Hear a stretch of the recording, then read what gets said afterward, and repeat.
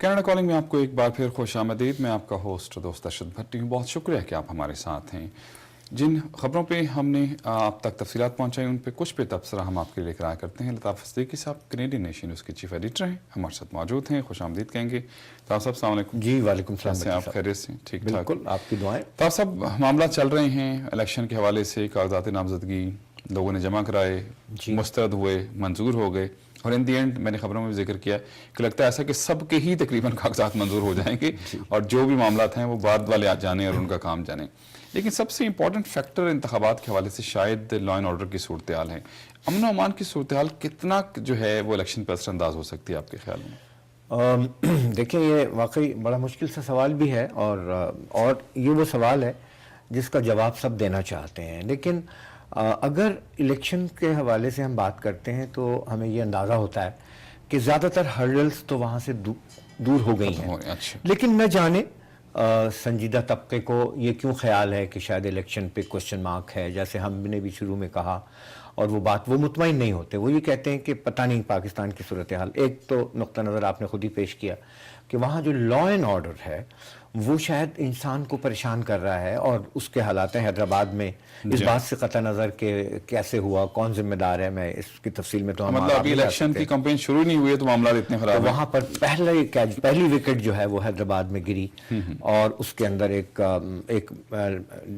जो थे कैंडिडेट थे उनको कत्ल कर दिया गया और अफसोसनाक है। इससे फिर ये खदशात और बढ़ जाते हैं कि पता नहीं आइंदा क्या होगा। और यही बात आपने यही सवाल फिर पूछा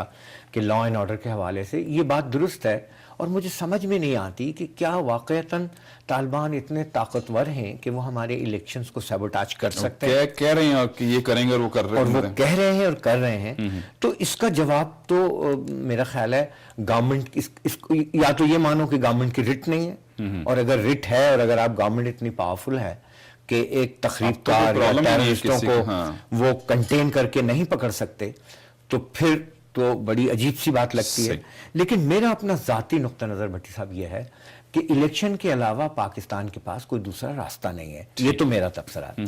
लेकिन मैंने किसी से बात की थी इस हवाले से और मैं उनका नाम नहीं लेना चाहता, लेकिन वो एक तजनिगार भी हैं। वो ये कहते हैं कि अगर अब इलेक्शन ना हुए तो उनको ख़तरा है, उनको डर है कि शायद पाकिस्तान की तारीख में कभी भी इलेक्शन ना हो। ये बड़ा स्वीपिंग रिमार्क है। बिल्कुल सही बात है और बड़ी अजीब सी बात है। दिल नहीं चाहता इस बात को मानने के लिए, लेकिन इसमें एक मैसेज भी है और खौफ भी आता है और बड़ी फिलोसफिकल बात भी है। तो उससे बचने के लिए इलेक्शन, मेरा ख्याल यह है कि इलेक्शन के अलावा कोई पाकिस्तान के अच्छा साहब, अभी इमन अमान की सूरत हाल के हवाले से हम बात करें। कराची पे मैं थोड़ा सा बात करना चाहता हूँ कि कराची में क्या प्रॉब्लम है। डेलिबरेटली मसाइल हैं, लॉ एंड ऑर्डर तो चलें, तालिबान के हवाले से तो बहुत से मसले हैं, बात करते हैं। निगरान हुकूमतों के आने के बाद भी मामला वैसे के वैसे को फ़र्क ही नहीं पड़ रहा। देखिए, मैं आपको ये बता दूं कि कराची के मामलात जो हैं, कराची के मामलात को 30 साल से ऐसे ही चल रहे हैं। एक तो बाहर की वो तो ताकतें हैं जो पाकिस्तान में, एक ही पोर्ट है आपके पास कराची का पोर्ट 30 साल से नहीं चल रहा। इसी वजह से इकोनॉमिक ग्रोथ नहीं हो रही। सारे पाकिस्तान का माल आके बाहर जाना तो ग्रोथ नहीं हो रही। और आपके लॉ एंड ऑर्डर, अगर इंडस्ट्रियल सिटी में लॉ एंड ऑर्डर खराब हो जाए, जैसे बॉम्बे में जब हमला हुआ और वहाँ पर कई हमले हुए, तो वहाँ इंडियन गवर्नमेंट ने यही कहा ना कि अगर आप जो है बिजनेस सेंटर को अटैक करेंगे तो उसकी इकोनॉमी पे मुतासिर होगा। हमारी तो कराची बिजनेस सेंटर भी है, हमारा तो पोर्ट भी है और हमारा तो कराची का सबसे बड़ा शहर है। और कराची के बगैर बहुत बड़ा इंडस्ट्रियल था। आपने देखा कि फिर रफ्ता रफ्ता सारी इंडस्ट्री इसमें कराची में बहुत सारे प्लेयर हैं। कुछ लोग MQM को जिम्मेदार ठहराते हैं, कुछ लोग लॉ एंड ऑर्डर मेंटेन करने वाली एजेंसीज को देते हैं, आर्मी को भी जिम्मेदार ठहराते हैं, बाहर की कुव्वतें भी ठहराते हैं। मैं ये समझता हूं कि ये तायुन करना कि कोई एक फैक्टर इसमें शामिल है वो बड़ा मुश्किल हो जाएगा। लेकिन मैं इस वक्त वो ये समझते हैं कि जो लोग इस बात में यकीन रखते हैं कि वो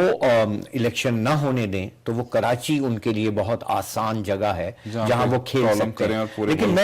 लेकिन अगर आप गौर से देखें तो कराची में 3 कुव्वतें, सियासी कुव्वतें हैं, اور لوگ یہ کہتے تھے نا کہ وہ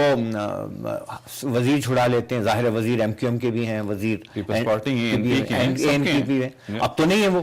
لیکن اس کے باوجود بھی کراچی میں سر صورتحال ہے کہ واحد صوبہ ہے جہاں وزراء کی تعداد جو ہے وہ ویسے ہی ہے، وہ ویسے ہی ہے، مطلب جیسے پہلے تھی، لیکن وہ کسی سیاسی پارٹی سے تعلق نہیں مطلب اس طرح ڈائریکٹلی کسی کے اب ساتھ دیکھیے کراچی کے لوگوں سے میرا خود تعلق کراچی سے ہے، لیکن جب میں لوگوں سے بات کرتا ہوں اینڈ ریمبر میں MQM کا یا NWFP کا یا کسی اور ANP کا کسی کا سپورٹر نہیں ہوں، لیکن میں ایک بات کہنا چاہتا ہوں کہ جب میں ان لوگوں سے بات کرتا ہوں تو وہ یہ نہیں کہتے کہ کراچی میں MQM کرا رہی ہے یا یہ کہہ رہی ہے کہ یار MQM تو ٹھیک ہے لیکن ولی خان والے بڑی گڑبڑ کر رہے ہیں، یا کوئی یہ نہیں کہتا کہ یار ولی خان والے بھی گڑبڑ کر رہے ہیں، پیپلز پارٹی والے بھی گڑبڑ کر رہے ہیں، اور مظلوم جو ہیں وہ ANP والے ہیں، لیکن وہاں عوام مظلوم ہے، اور وہ عوام نہیں کہہ رہے، عوام کا تو تعلق بیچاروں کا پارٹی ساتھ تو وہ ایسا ہوتا ہے، لیکن یہ ہے کہ میرا اپنا ذاتی خیال یہ ہے کہ بٹی صاحب وہ طاقتیں جو پاکستان کو کمزور دیکھنا چاہتی ہیں، وہ طاقتیں جو پاکستان میں ڈیموکریسی کو پھلتا پھولتا نہیں دیکھنا چاہتی، وہ طاقتیں جو پاکستان کو اکنامکلی کمزور دیکھنا چاہتی ہیں، اس پہ جب کام کرتے ہیں تو کراچی از این آئیڈیل اور اس میں قوتیں انٹرنل بھی ہیں اور ایکسٹرنل بھی ہیں، اور انٹرنل بھی ہیں، اور وہ انٹرنل قوتوں کو چاہیے، ہماری قوتوں کو یہ چاہیے تھا کہ وہ اس پہ کچھ سیمینار کرتے اور بڑی سنجیدگی سے سوچتے، ایکشن کریں سر، لیکن ہمارے سچویشن بنی ہوئی سے یہ ہو رہا ہے کہ بٹی صاحب بلیم گیم ہے، یہاں ویسے کسی کے خلاف کچھ ہو تو وہ کہتا ہے میرے خلاف ہو رہا ہے، اگر کوئی آدمی مسلم لیگ کا ہے تو وہ یہ کہتا ہے کہ پیپلز پارٹی ذمہ دار ہے، اگر کوئی آدمی MQM کا مخالف ہے تو وہ کہتا ہے MQM ہے، MQM والے کہتے ہیں کہ نہیں جی نہ پیپلز پارٹی ہے، یہ نواز شریف والے ہیں اور یہ فلانے والے ہیں، ایسا نہیں ہے، لیکن جب تک آپ اپنی ذمہ داری نہیں کریں گے اور قومی وحدت نہیں آئے گی یہ معاملہ تو پھر میں لگتا ہے کہ نیشنلزم پہ تو میں تعصب اور نفرت جو ہے کبھی میں کہتا ہوں کہ ختم نہیں ہوئی، پاکستان میں جس سبجیکٹ پہ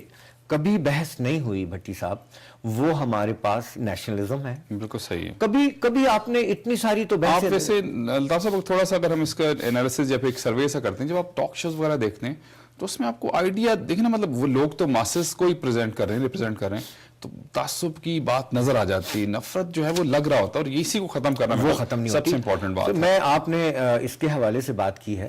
ایک تجزیہ نگار ہیں اور جرنلسٹ بھی ہیں جن کا ایک مشہور جملہ ہے کہ کیا آپ کو یہ واضح تضاد نظر نہیں آتا، وہ ان کا میں ایک پروگرام سن رہا تھا اور میں کوئی زیادہ ان سے کوئی زیادہ متاثر نہیں ہوں، لیکن انہوں نے ایک بڑی اچھی بات کی، انہوں نے کہا کہ یہ تو فرقہ ہے، اب یہ جو اگر سندھ میں سندھی جو ہیں وہ پیپلز پارٹی کو ووٹ دیں گے تو انہوں نے کہا کہ اب تو ہماری سیاسی پارٹیاں جو ہیں وہ ایک فرقے میں تبدیل ہو گئیں، مثال کے طور پر میں ایتھنیکلی بات نہیں کرنا چاہتا ہوں، MQM کے لوگ اردو بولنے والے MQM کو ووٹ دیں گے، سندھ میں پیپلز پارٹی کے لوگ جو ہیں وہ ان کا ہولڈ ہے سندھ میں، پنجاب میں جاتے ہیں تو نواز شریف کو ووٹ دیں گے، NWFP میں جاتے ہیں تو ولی خان والوں کو دیں گے، بلوچستان میں دیں گے، باقی کوئی